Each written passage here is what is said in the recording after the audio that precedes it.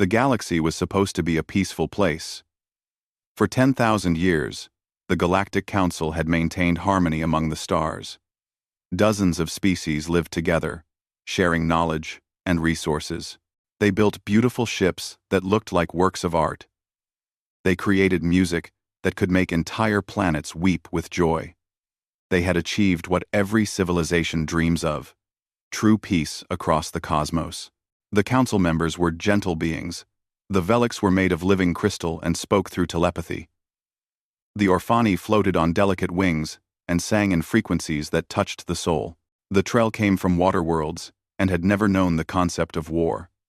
These species had evolved on kind planets where food was plentiful and predators were small. They had no reason to develop weapons or learn to fight. Everything changed when the Kraith arrived. Nobody knew where the Kraith came from.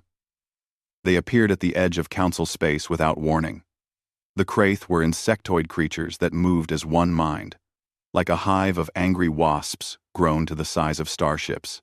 Their vessels were not built but grown, living things that pulsed with hostile intent. They did not come to trade or talk. They came to conquer and consume. The first colony fell in 3 days. The second lasted only 2. The Council tried to fight back with their exploration ships and peacekeeping vessels. It was like trying to stop a hurricane with a paper fan.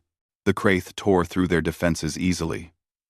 Council weapons barely scratched the organic armor of the Kraith bioships. Their gentle species had no understanding of true warfare. Millions fled their homes. Escape pods filled space like seeds scattered by the wind. But the Kraith hunted them down. One by one. They showed no mercy, because mercy was not part of their hive mind.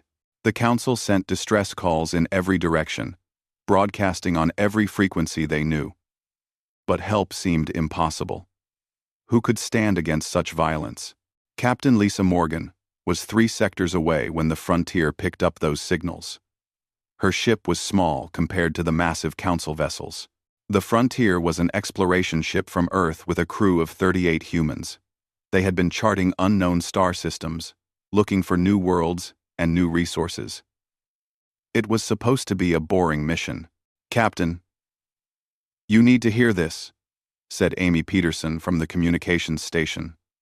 Her voice was tight with concern. Amy had been translating the strange signals for the past hour. "These are distress calls. Multiple species, all saying the same thing. They're being slaughtered." Lisa walked to the communications console and listened. Even without understanding the alien languages, the fear was clear. These were the sounds of people dying, of civilizations ending, of hope fading away. Jake Coleman looked up from his tactical station. He was young but had good instincts for danger. "Captain, the sensor readings ahead are showing massive weapon signatures and debris fields where space stations used to be. Whatever's happening there, it's bad." Lisa studied the data on her screen. Every tactical manual said to report this to Earth Command and wait for orders. The Frontier was not a warship. They had a few weapons for defending against pirates and asteroids, but nothing for a real battle. The smart move was to run, but those distress calls kept coming. Every minute they waited, more people died. "How long until we reach them?" Lisa asked. Her first officer, Dan Carter, raised his eyebrows. He had served with Lisa for 6 years and knew what she was thinking. "At maximum speed, 18 hours.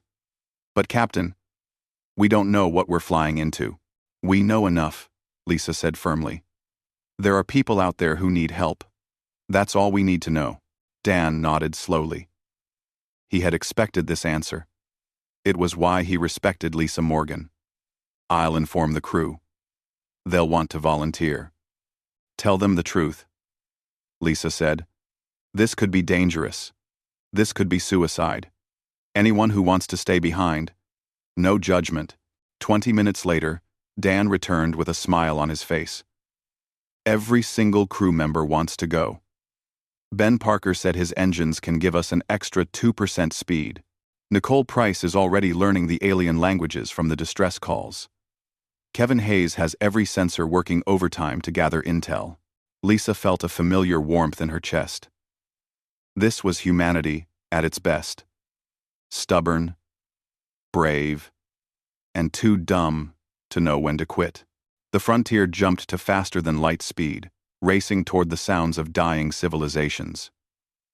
As they got closer, the crew started seeing the reality of what was happening. Entire fleets of beautiful council ships floated dead in space, their hulls torn open. Escape pods drifted helplessly, while dark shapes hunted them down. "Mother of God," whispered Jake.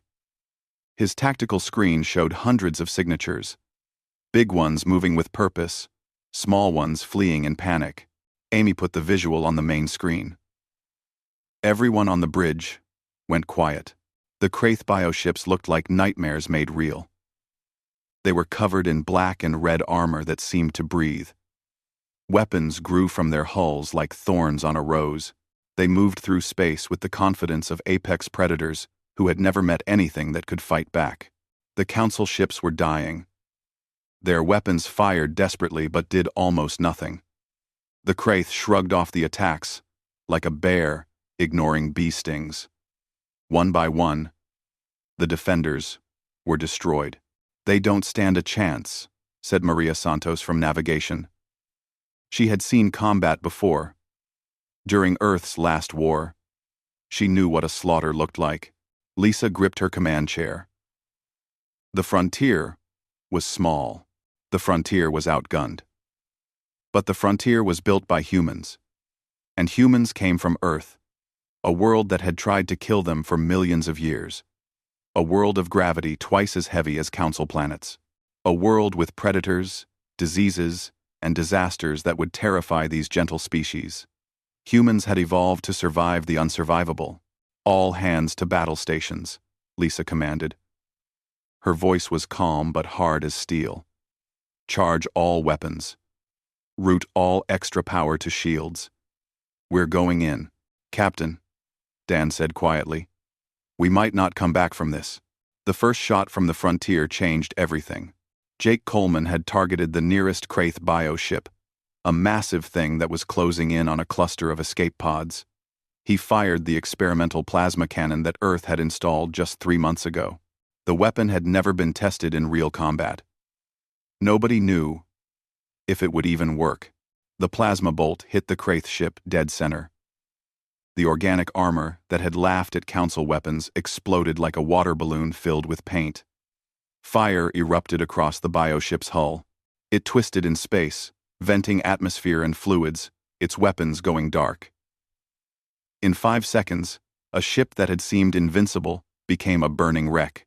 On the council command ship Blessed Harmony, Ambassador Velenth felt shock ripple through the telepathic network. The Velix's crystalline body flashed with colors that meant confusion and sudden hope. For weeks, they had watched their people die. Their weapons had done nothing. Their fleets had been crushed. And now, in one shot, this unknown vessel had killed a Kraith ship. "Who are they?" demanded Commander Prell. The Orfani's wings were trembling so hard he could barely stay airborne. "What kind of weapon was that?" "Scanning now," reported the sensor operator, a Trell whose amphibious body was pressed against his station in fear. "The ship is small. The technology is crude by our standards, but the energy output is enormous. They're using fusion reactions, controlled explosions. It's barbaric, but effective." Velenth accessed the database quickly. "That ship comes from a system we classified as uninhabitable, a death world. The planet is called Earth." "Death world?" Prell's voice rose in pitch. "You mean they evolved on a planet that actively tries to kill its inhabitants?" "According to our records, yes. High gravity, violent weather, dangerous predators, toxic organisms. We marked it for quarantine because we believed no advanced species could survive there, let alone develop space travel. The frontier was already moving to its next target. Unlike council ships that tried to avoid damage, the human vessel flew straight into danger. 3 Kraith hunters were chasing down a group of escape pods. The frontier positioned itself directly in their path. "Here they come," Jake said calmly. He was tracking 6 incoming projectiles, biological missiles that the Kraith spat like venom. "Brace for impact." The missiles hit hard. The frontier shook like a dog shaking off water. Hull plates buckled. Alarms screamed across multiple decks, but the ship kept flying. The armor held. On a council ship, those hits would have been fatal. On a human ship, built to withstand Earth's brutal environment, they were just damage. "Return fire," Lisa ordered. The frontier unleashed everything it had. Plasma cannons, railguns that fired solid metal at incredible speeds, and old-fashioned missiles loaded with high explosives. The Kraith hunters disappeared in a series of bright explosions. The escape pods they had been chasing drifted to safety. Inside those pods, Council species watched in amazement and terror. The being on the communications channel looked almost like them in some ways. 2 legs, 2 arms, 1 head, but there was something predatory about the face. The eyes faced forward like a hunter's eyes, not to the sides, like prey. The teeth, when it smiled, were sharp. This was a species that knew how to kill. "This is Captain Lisa Morgan of Earth," the voice said. The translator made it sound calm, almost friendly, but there was steel underneath. "We're here to help. Move your pods toward our position. We'll cover your escape." On the engineering deck, Ben Parker was working miracles. The chief engineer had 3 hull breaches to patch, 2 power conduits that were on fire, and 1 reactor that was running 20% over safe limits. He loved every second of it. "Come on, baby," he muttered to the ship. "You can take it. You're built by humans. We don't break easy." His team worked around him with practiced efficiency. On Earth, they trained for disasters because disasters happened all the time. Earthquakes, hurricanes, floods, fires. Humans learned to fix things while everything was falling apart. It was just another day at work. The frontier spun through the Kraith formation like a dancer at a deadly ball. Maria Santos at navigation was pulling maneuvers that would have killed a council pilot from the G-forces alone. Humans could take it. Millions of years of evolving under heavy gravity had made their bodies tough. Their bones were dense. Their muscles were strong. Their hearts could pump blood, even when acceleration tried to pool it in their feet. 12 more escape pods in Sector 4, called Kevin Hayes from sensors. Kraith closing fast. Kraith. Kraith. Kraith closing fast. "On it," Maria said. She plotted a course that dropped them into a moon's gravity well, and used it to slingshot toward the pods. The maneuver subjected everyone to forces that would have turned a Velix into crystal dust. The humans just gritted their teeth and kept working. Jake fired continuously. Every shot was calculated. Every shot was precise. On Earth, humans had spent thousands of years perfecting the art of violence. Not because they wanted to, but because they had to. Survival on Earth meant being good at fighting, whether against animals, nature, or each other. That dark history was saving lives today. The Kraith were confused. Their hive mind had never encountered real resistance. Species either died quickly or died slowly. But these newcomers fought back with effectiveness that bordered on insane. The human ship took damage that should have destroyed it and kept fighting. The human crew performed maneuvers that should have killed them and kept flying. "Captain, the Kraith are regrouping," Jake reported. "They're focusing fire on us." "Good," Lisa said. Every second the Kraith spent shooting at the frontier was a second they weren't killing Council civilians. "Amy, broadcast our position to all survivors. Tell them to run while they can." Amy Peterson was sending messages in 6 different languages now. She had learned the basics from the distress calls in just a few hours. Humans were good at languages because they needed to be. On Earth, thousands of different groups, speaking thousands of different languages, had to learn to communicate or die fighting each other. "Message sent, Captain. The survivors are acknowledging They're calling us saviors. We're not saviors, Lisa said quietly. We're just people who showed up. But to the council species, it was the same thing. For weeks, they had prayed to their various gods for help. And help had arrived in the form of violent, terrifying, wonderful beings from a death world. The frontier took another hit, this one worse than the others. An explosion ripped through Deck 3. 5 crew members were injured. But nobody stopped working. Chris Martinez in medical was already treating the wounded. Laura Adams in damage control was sealing the breach. Everyone did their job because that's what humans did. They kept going even when things got bad. Hull integrity at 60%, Ben reported. His voice was strained but steady. We can't take much more, Captain. Lisa checked her tactical display. Most of the escape pods were clear now. The Blessed Harmony and the few surviving council ships were retreating to safety. The Kraith were pulling back, confused by prey that fought like predators. All right, Lisa said. Let's get out of here before they figure out we're barely holding together. The Frontier limped away from the battle, its engines still burning, its weapons still ready, its crew still alive. Behind them, they left a field of destroyed Kraith ships and thousands of saved lives. On the Blessed Harmony, Ambassador Velenth made a decision that would change the galaxy forever.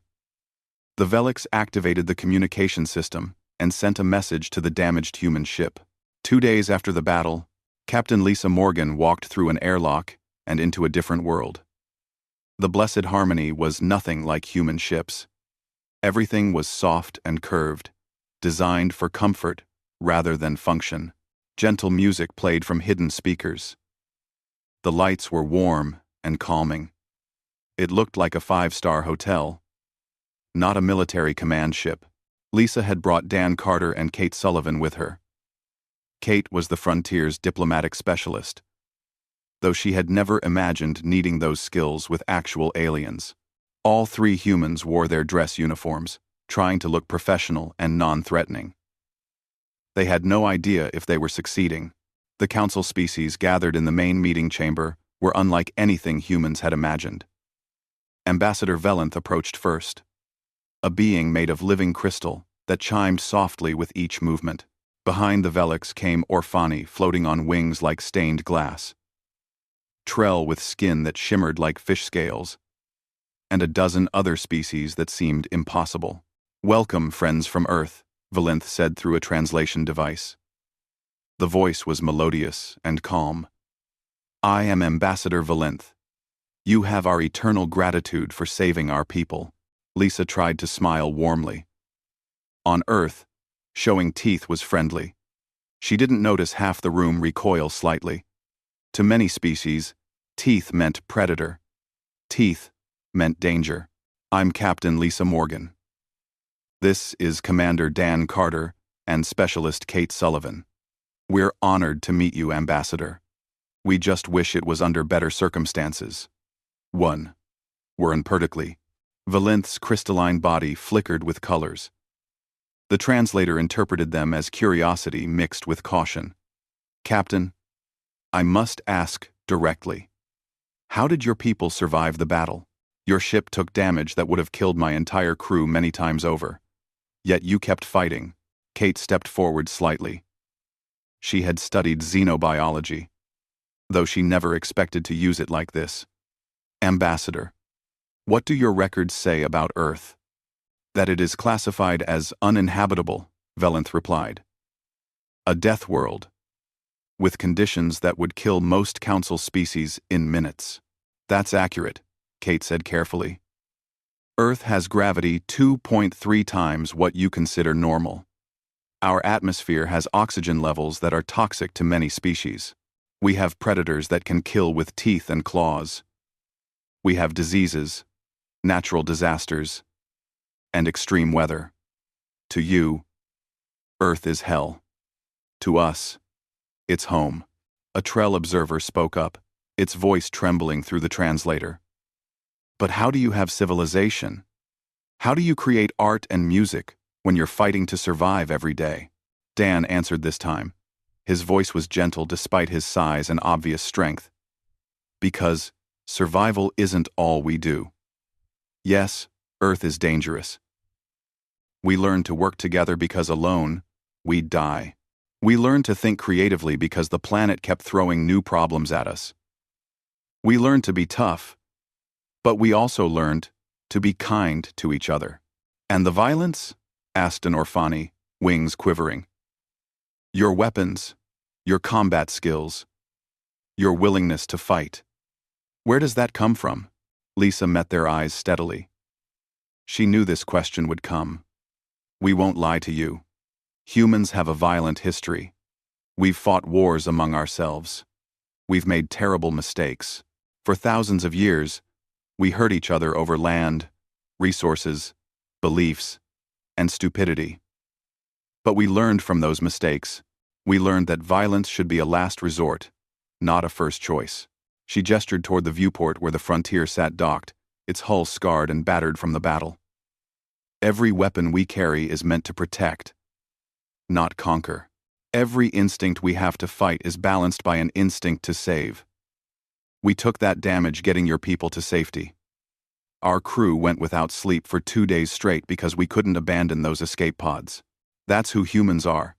Yes, we're from a death world. Yes, we're predators by your standards. But we're also the species that will fly into danger to pull strangers out. The room fell silent.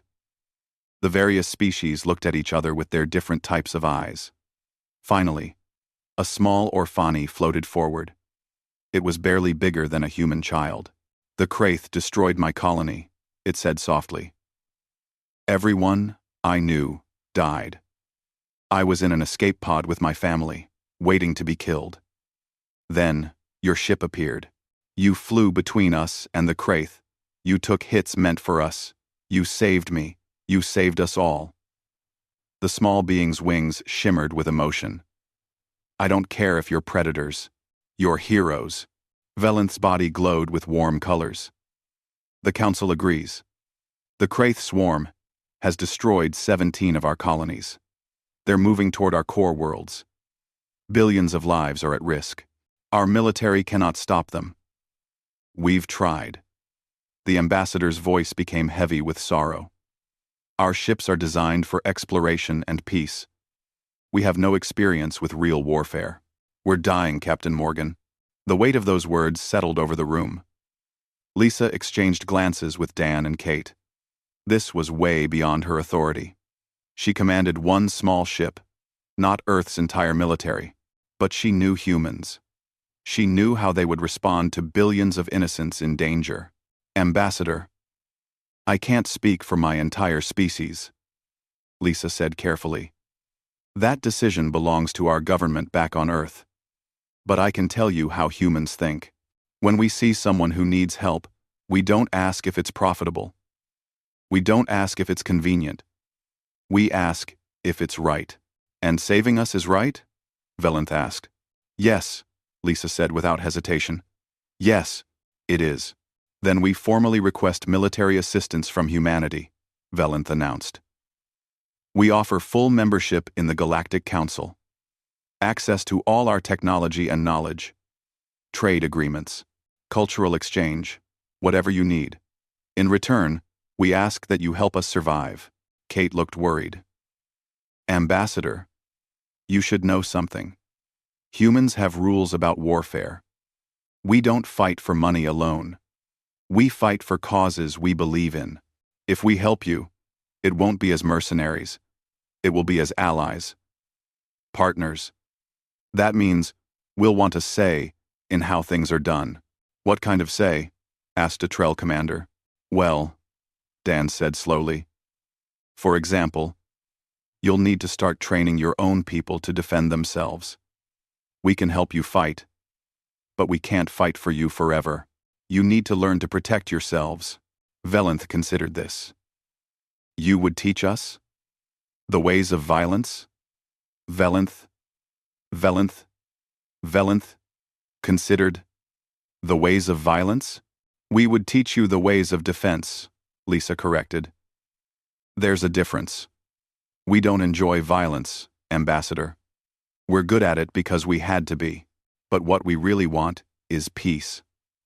The problem is, peace only works when everyone wants it. The Kraith don't want peace, so you need to be strong enough to make them leave you alone. An older Velix spoke up. Its crystal body was cloudy with age. I have lived for 300 cycles. I have studied thousands of species. Never have I encountered a species like yours. You are violent yet gentle, strong yet kind, dangerous yet trustworthy. You are a paradox. Captain Morgan. Lisa smiled, this time keeping her teeth hidden. Maybe that's what happens when a species evolves on a death world. We learned that strength without compassion is just cruelty. But compassion without strength is just weakness. You need both. Earth taught us that lesson, the hard way. Will your people help us? Velenth asked directly. I believe they will, Lisa said. But I need to send a message back to Earth. They need to hear about the Kraith, about the Council, about everything that's happening out here. It will take time for them to respond. Maybe a few weeks. We will wait, Velenth said. We have no choice. Without your help, we are doomed. Lisa spent the next several hours learning about the Council, their history, their culture, their technology. She was amazed by what they had accomplished. Medical technology that could cure diseases humans still struggled with. Energy systems that were clean and efficient. Art and music that touched the soul.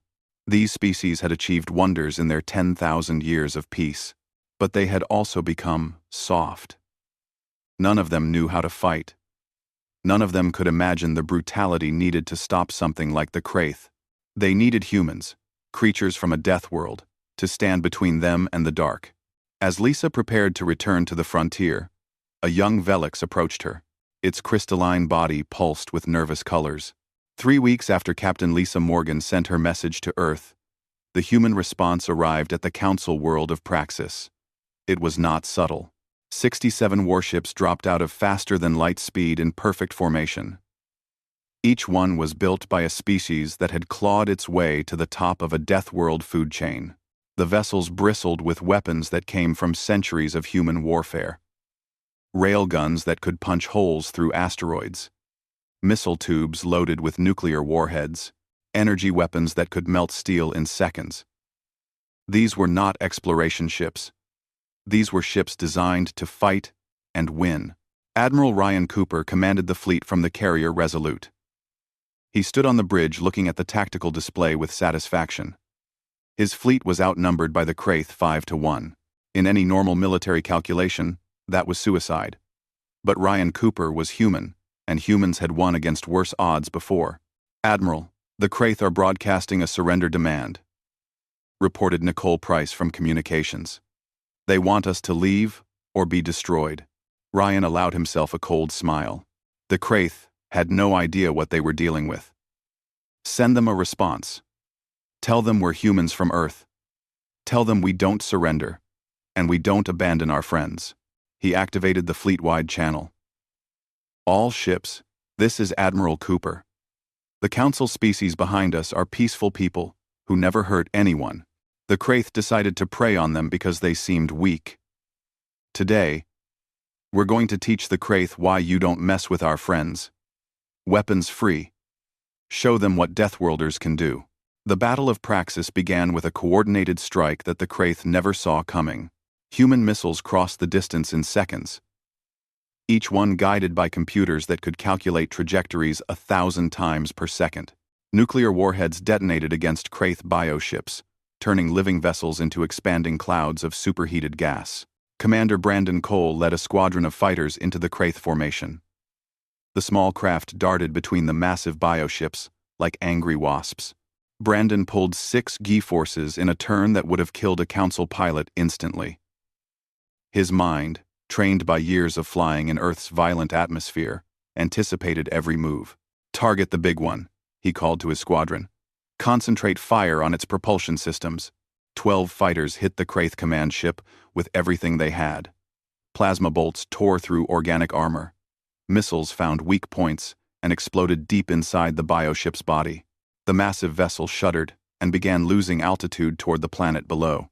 On the Resolute, Tactical Officer Michelle Graham coordinated the fleet movements with brutal efficiency. She had studied every battle humanity had ever fought and learned from them all. "Hit their command ships first," she ordered. "Cut off the head. The body dies." The human fleet moved like a single organism. Ships covered each other, concentrated fire on high-value targets, and maneuvered in 3 dimensions that confused the Kraith hive mind. The Kraith were used to fighting species that thought in terms of up and down because they evolved on planet surfaces. Humans thought in true 3 dimensions because space had taught them to. On the surface of Praxis, millions of Council citizens watched through view screens as the impossible happened. The Kraith swarm, which had seemed unstoppable, was being torn apart by the human fleet.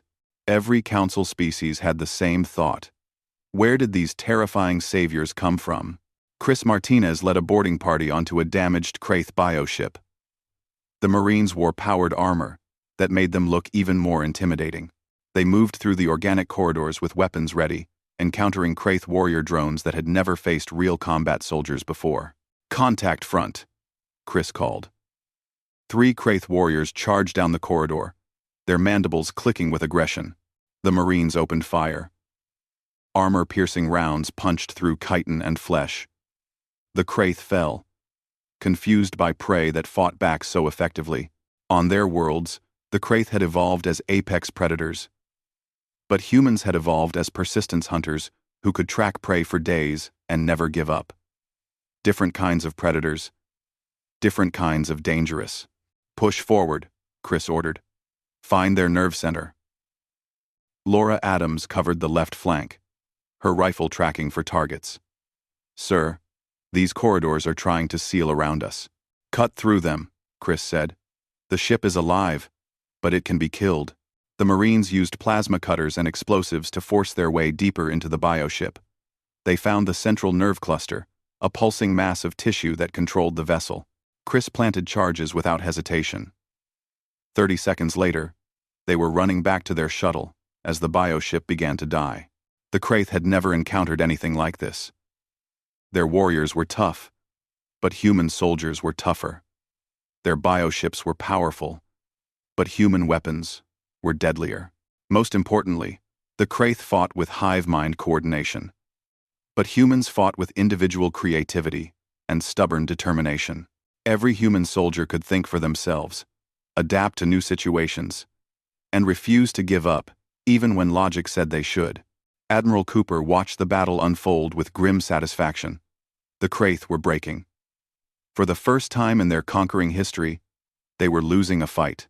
Their bioships were dying faster than they could regenerate. Their warriors were being outfought by a species that had millions of years of practice. "Admiral, the Kraith fleet is retreating," Michelle reported. "They're jumping to hyperspace." "Let them go," Ryan said.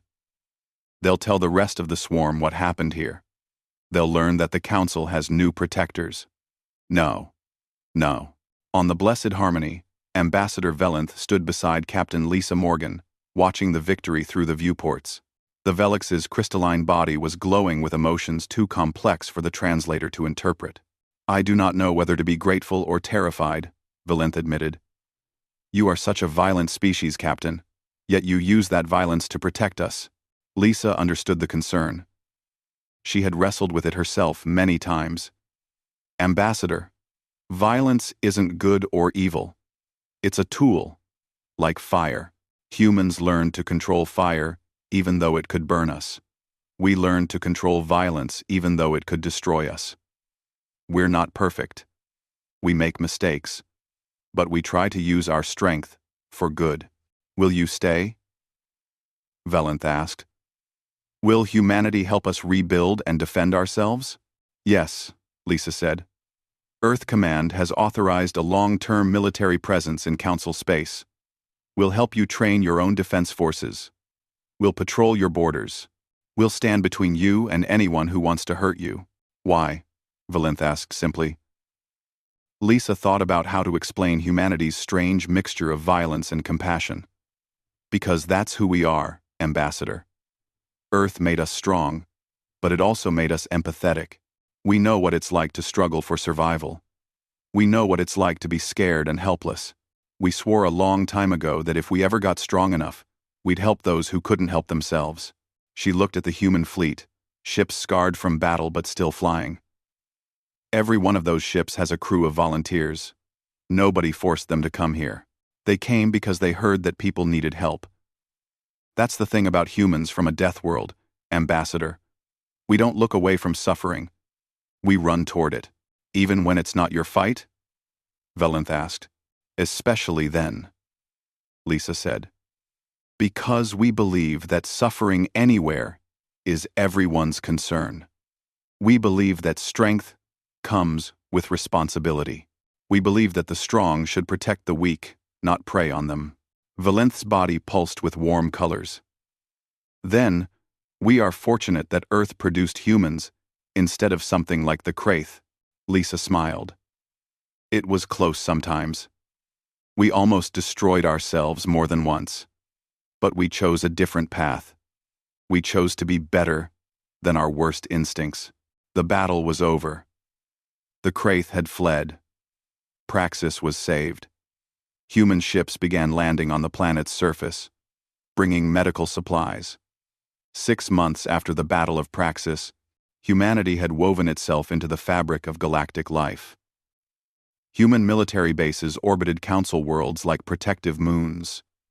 Human patrol ships escorted trade convoys through dangerous space. Human advisors taught council species how to defend themselves without losing their gentle nature.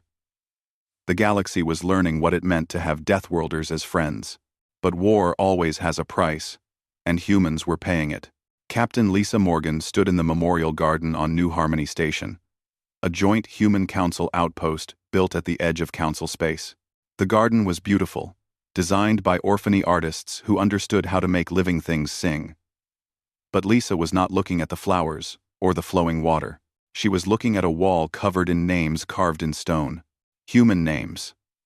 Soldiers, pilots, engineers, medics.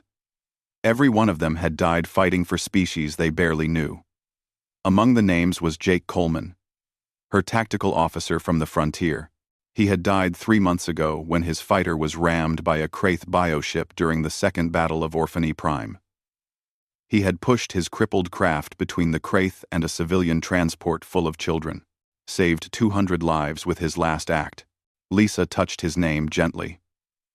Jake had been 26 years old.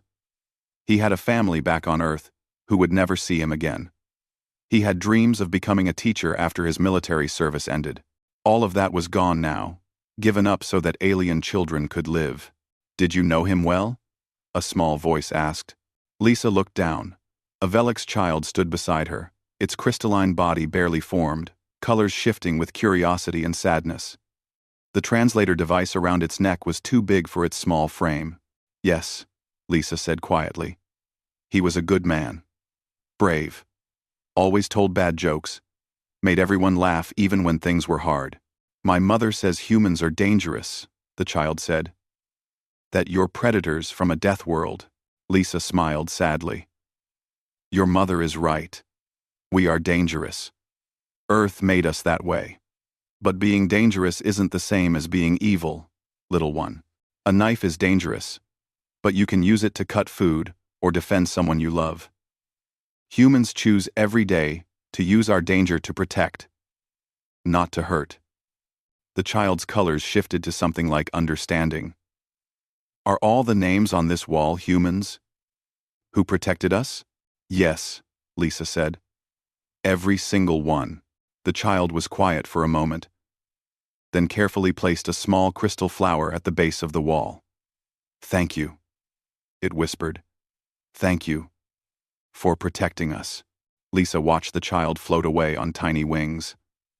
This was why humans fought. Not for glory or wealth, but for moments like this. For children who could grow up safe. For species who could live without fear. Her communicator chirped. It was Dan Carter. Captain, we have a situation. Civilian transport under attack by Kraith raiders near the frontier. It's deep in Trell space. 3 days from the nearest human patrol. Lisa felt the familiar weight settle on her shoulders. The weight of command, of responsibility, of being the one people called when things went wrong. How long to get there? The frontier can make it in 18 hours if we push the engines hard. But Captain, we just finished repairs 2 days ago. The crew has been on continuous deployment for 6 months. They're exhausted. Lisa knew he was right. The crew needed rest. They needed shore leave. They needed time to recover from the constant stress of war. But somewhere out there, people were dying. People who were counting on humans to show up and save them. Tell the crew we're going, Lisa said. Anyone who wants to stay behind. No judgment. But I'm going. And the frontier is going. 30 minutes later, Dan Carter met her at the ship with a tired smile. The crew unanimously voted to go. Ben has the engines running hot. Amy is already plotting the jump coordinates. Kevin has every sensor calibrated. Everyone else is at their stations. Lisa shook her head in wonder. Don't they ever want to rest? We're humans, Captain, Dan said simply. We're too stubborn to quit when people need help. It's who we are. The frontier jumped to hyperspace, racing toward another emergency, another chance to save lives. The ship was scarred from 6 battles. The crew was tired down to their bones. But they went anyway, because that's what humans did. On New Harmony Station, Ambassador Velenth watched the frontier disappear into faster-than-light speed. The Veliks had learned a lot about humans over the past 6 months. They were violent. Yes, they were scary, absolutely. But they were also the most loyal, most determined, most selfless species the Council had ever encountered. Velenth accessed the station's communication system and sent a message to the Council High Command. We must do more to help humanity. They are sacrificing themselves for us every day. It is not enough to accept their protection. We must learn from them. We must become strong enough to protect ourselves, and eventually to protect them in return. The message sparked a debate that would reshape Council society. Some species argued they should remain peaceful and let humans handle the violence. Others insisted that depending on others for protection was a kind of slavery. The galaxy was changing, forced to confront uncomfortable truths about strength, survival, and the cost of peace. On Earth, recruitment centers were still flooded with volunteers. The human population had seen the footage from dozens of battles. They had watched their brothers and sisters fight and die for aliens they had never met. And instead of questioning why, most humans understood immediately. This was humanity's chance to be the heroes they had always dreamed of being. Lieutenant Chris Martinez stood before a classroom of Council recruits on a training station. He was teaching them basic combat tactics, something that went against every instinct these peaceful species had. The students included Veliks, Orphani, Trell, and 6 other species. They looked at him with fear and trust mixed together. Today, we learn about defense, Chris began. Not offense, not aggression. Defense. The difference is important. Defense means protecting what you love. It means standing between danger and innocence. It means being willing to take damage, so others don't have to. A young Trell raised a webbed hand. But violence is wrong. Our teachings say so. Chris nodded. Your teachings come from a peaceful world. That's beautiful. Don't lose that. But understand this. The universe isn't all peaceful. There are species like the Kraith who only understand strength. Your choice isn't between violence and peace. Your choice is between learning to defend yourselves or depending on others to do it forever. But we'll never be as strong as humans, an Orphany said, wings drooping with discouragement. You don't need to be, Chris said gently. You need to be strong enough that attacking you isn't worth the cost. You need to be strong enough to hold out until help arrives. You need to be strong enough to protect your children. That's all. Humans will help you. We'll stand beside you. But you need to be able to stand on your own too. The lesson continued. Humans, teaching aliens how to survive in a galaxy that wasn't always kind. It was strange work for both species. The council members were learning to overcome instincts that said fighting was wrong. The humans were learning to teach violence without teaching cruelty. The frontier reached the attack transport in 17 hours. They found a Kraith raider ship circling its prey like a shark. Lisa didn't hesitate.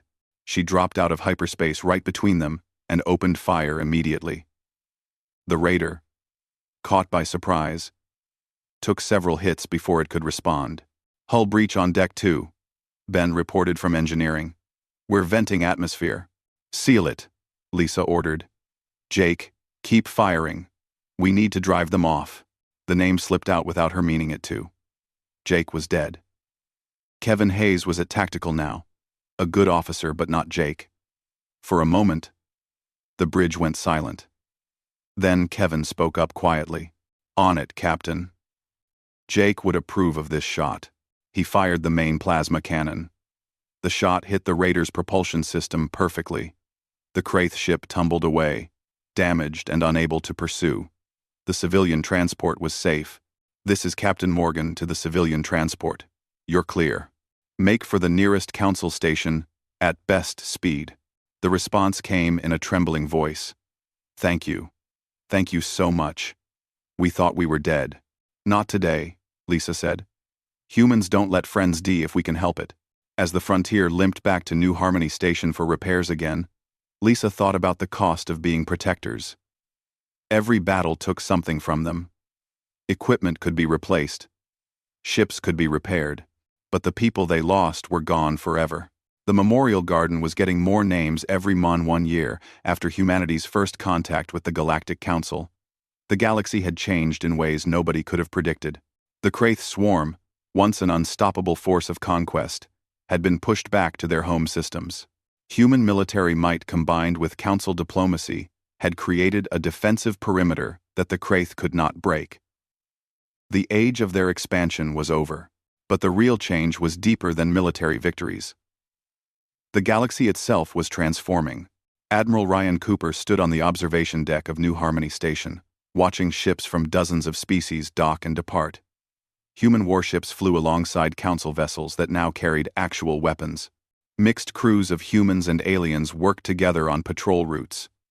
The station itself was a symbol of the new era, built with Council beauty and human practicality combined.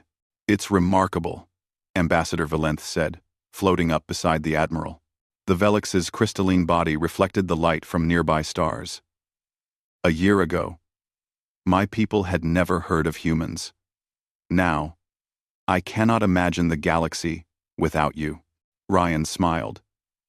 "The feeling is mutual, Ambassador. You've taught us that strength without wisdom is just brutality. We're better for knowing you, and you have taught us that peace, without the ability to defend it, is just an invitation for conquest." Valenth replied. "The Council is not the same as it was. We are harder now, more realistic. Some say you have corrupted our gentle nature. Have we?" Ryan asked with concern. He had worried about this. Humans had brought violence to a peaceful galaxy. Even violence in defense could change a culture.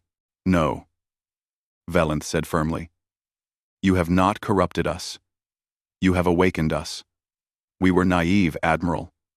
We believed the universe was kind because we were kind. The Kraith taught us otherwise. You taught us how to survive that lesson, without losing ourselves." On Earth, humanity was experiencing its own transformation. The homeworld had always been rough, divided by politics and old grudges. But having a common purpose in protecting the Council had united humanity in ways nothing else could. People who had been enemies worked together to build ships, train soldiers, and support the fleet. Captain Lisa Morgan walked through the training facility in Australia, watching new recruits prepare for deployment. These young men and women would join the fleet within months, taking their place among the protectors of Council space. She stopped to observe a training exercise where human instructors worked with Council species to practice joint operations. "The key is communication," Sergeant Chris Martinez was explaining to a mixed squad of humans and Trell. You need to understand each other's capabilities and limitations. Humans can take more damage and pull harder maneuvers. Trell can navigate water worlds and sense vibrations humans miss. Together, you're stronger than either species alone. The squad worked through the exercise, learning to trust each other. A human soldier covered a Trell, who needed a moment to adjust to the station's artificial gravity. A Trell warned a human about a simulated threat using sonar that human equipment had missed. They were learning to be a team. Lisa felt pride watching them. This was humanity's real gift to the galaxy, not just violence, but cooperation. Earth had dozens of different cultures that had learned to work together. That experience was valuable out here among the stars. Her communicator buzzed. It was Dan Carter. Captain, you need to see this. The Council just made an announcement. Lisa found a public screen where Ambassador Velenth was broadcasting to the entire galaxy. The Velix's body glowed with formal colors. Today, the Galactic Council recognizes a new member with full voting rights and honors. Humanity of Earth has proven itself not just in battle, but in character. They have shed blood for species they barely knew. They have asked nothing in return except friendship. They have taught us strength, without losing gentleness. They have shown us that being dangerous and being good are not opposites. Velenth paused, colors shifting to something like affection. Humans call themselves Deathworlders. They evolved on a planet that tried to kill them constantly. That harsh upbringing could have made them cruel. Instead, it made them compassionate. They know suffering, so they cannot stand to see others suffer. They know struggle, so they help those who struggle. They know death, so they fight fiercely to protect life. Therefore, the Council declares this formally. Humanity is granted full membership. More than that, humanity is designated as the guardian species. When danger threatens any Council world, humanity will respond. When teaching is needed, humanity will teach. When darkness comes, humanity will stand in the light. The announcement spread across Council space in minutes.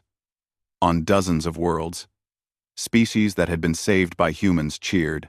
In the memorial gardens growing on every major station, Council citizens left more offerings at the walls of human names. But Lisa felt the weight of that title. Guardian species. It was an honor and a burden.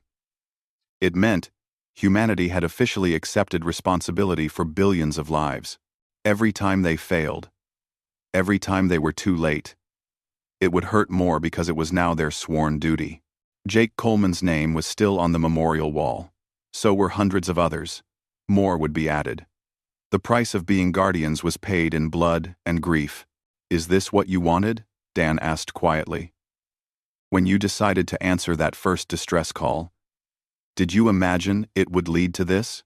Lisa thought back to that moment a year ago. The frontier picking up desperate signals from species they had never met.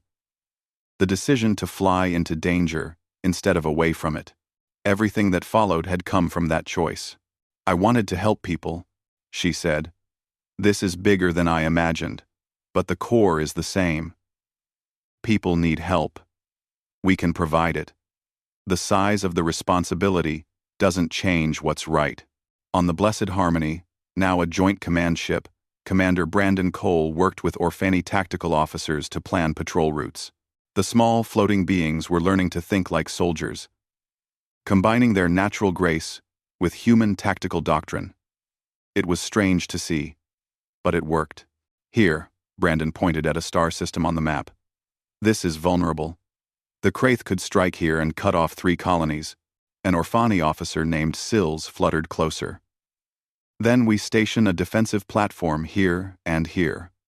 Use the asteroid field as cover. Have fast response ships ready to jump in if sensors detect Kraith bioships. Exactly, Brandon said with approval. You're learning to think like a strategist. I am learning to think like a human, Sills corrected gently. My people would never have conceived these tactics.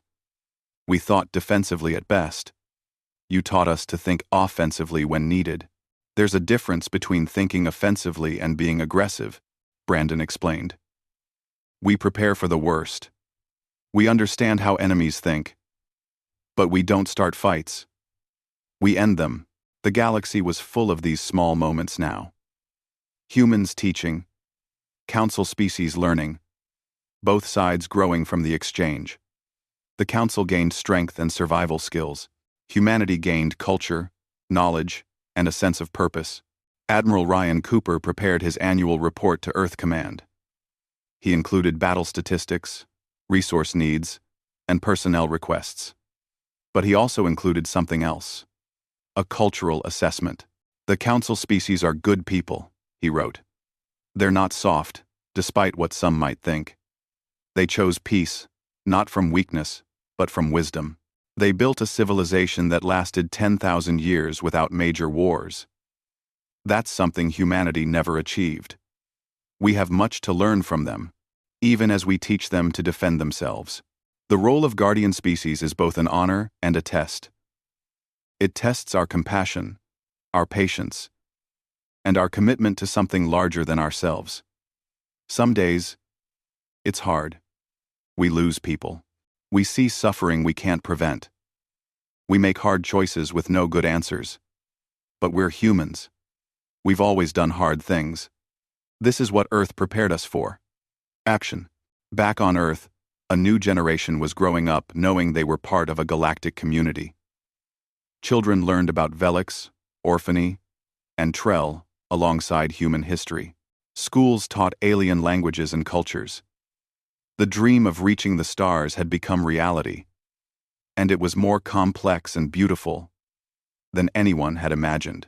In the memorial gardens across council space, humans and aliens mingled freely now. A Trell child asked a human veteran to tell stories about Earth. An Orphany artist created a sculpture honoring human sacrifice. A Velix philosopher discussed ethics with a human chaplain. The species were learning from each other, growing together. Captain Lisa Morgan received orders for a new mission. The Frontier, repaired and upgraded with Council technology, would lead an exploration mission to uncharted space beyond Council borders. They would search for new civilizations, map new systems, and carry the message that the galaxy had protectors now. It's what we were built for, Lisa told her crew. Exploration, discovery, first contact. But now we do it as representatives of something bigger. We show new species that the galaxy can be kind, that strength can serve peace, that Deathworlders can be heroes. Dan smiled. When you put it that way, it sounds almost simple. It is simple, Lisa said. We help people. We protect the helpless. We stand between the innocent and the monsters. Same mission we've always had. The scale just got bigger. The Frontier departed from New Harmony Station to cheers from multiple species. The ship flew into the unknown, carrying humanity's message to the stars. Behind them, Council space continued to thrive under human protection. Defense platforms guarded vulnerable worlds. Mixed patrols kept trade routes safe. Council species trained in self-defense, learning to stand strong without losing their gentle souls. The Kraith remained in their home systems, blockaded by human fleets. Some said they would try to break out eventually. Others believed they had learned their lesson. Either way, humanity would be ready. The Guardians would not abandon their duty. On Earth, people looked up at the stars with pride. Their species had found its place in the cosmos, not as conquerors or merchants, but as the ones who showed up when things got dark.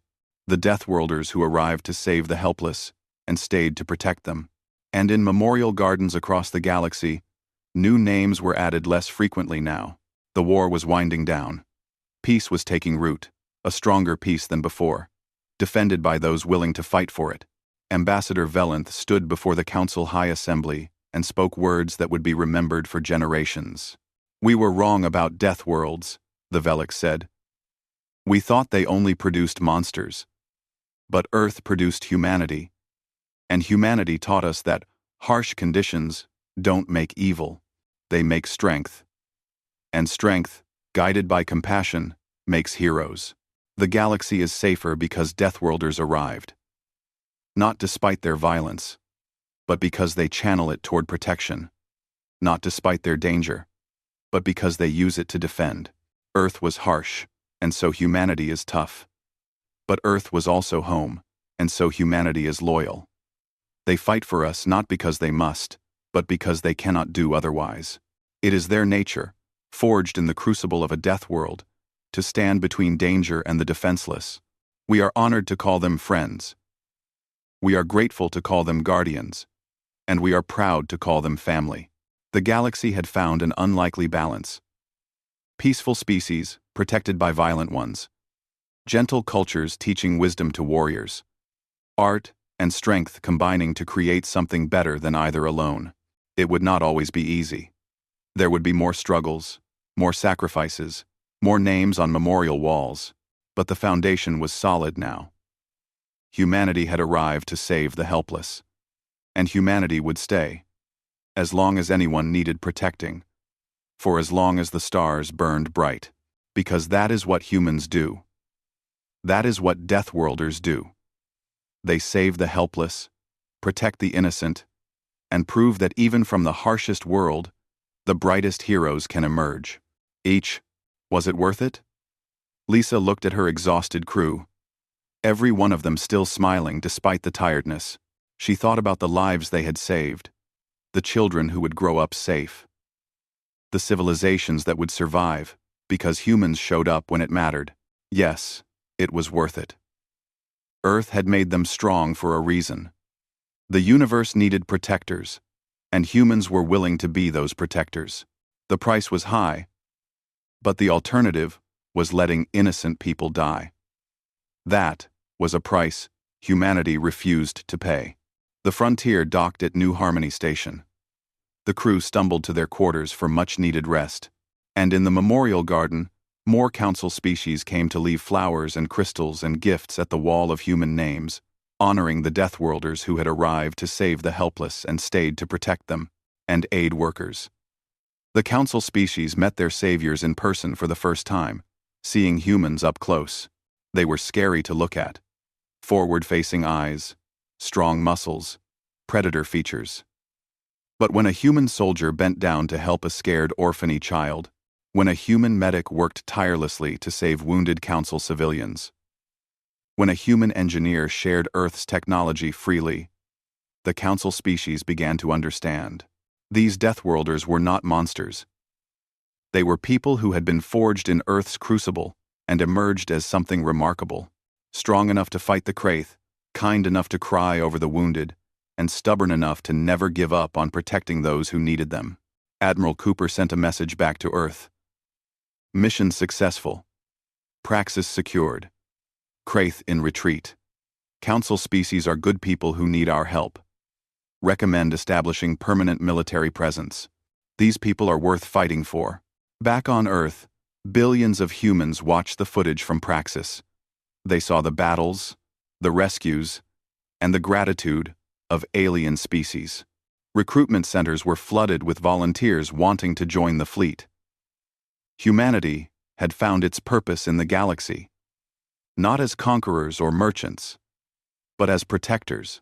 The age of humans as guardians had begun. Captain, I have a question. If Earth is so dangerous, why do you love it? Lisa thought about home. About oceans that could swallow ships.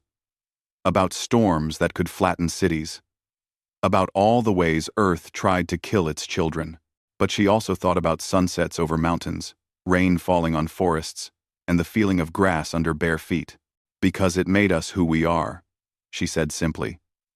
Earth is harsh, but it's ours. It taught us to be strong. It taught us to be smart. It taught us to take care of each other. Without Earth's challenges, we wouldn't be the species that showed up to save you. We'd be something else. Something lesser. The young Velix's colors shifted to understanding. Then, perhaps, death worlds have their purpose, after all. Perhaps they do, Lisa agreed. Perhaps they do. Unknown vessel from Earth, Valenth said. I am Ambassador Valenth of the Galactic Council. You have saved countless lives today. We are in your debt. May we speak with you in person? Lisa looked at her exhausted crew. They had just survived their first contact with an alien species by fighting a battle they should have lost. She smiled, tiredly. Tell them yes, she said. It's time humans introduced themselves properly. The age of humanity hiding in the shadows was over. The galaxy was about to learn what it meant when Deathworlders arrived to save the helpless. Lisa looked at the escape pods on her screen. Thousands of innocent people waiting to die. She thought about Earth, about humanity's long, bloody history of warfare, about all the terrible things humans had done to each other over the centuries. But she also thought about the heroes, the ones who ran toward danger instead of away from it, the ones who said not today to death and made it stick. Maybe we won't come back, she agreed, but we're going anyway, because that's what humans do. The frontier dropped out of faster-than-light speed, right into the middle of the battle. Every crew member knew the odds. Every crew member was ready anyway. The Kraith had no idea what was about to hit them.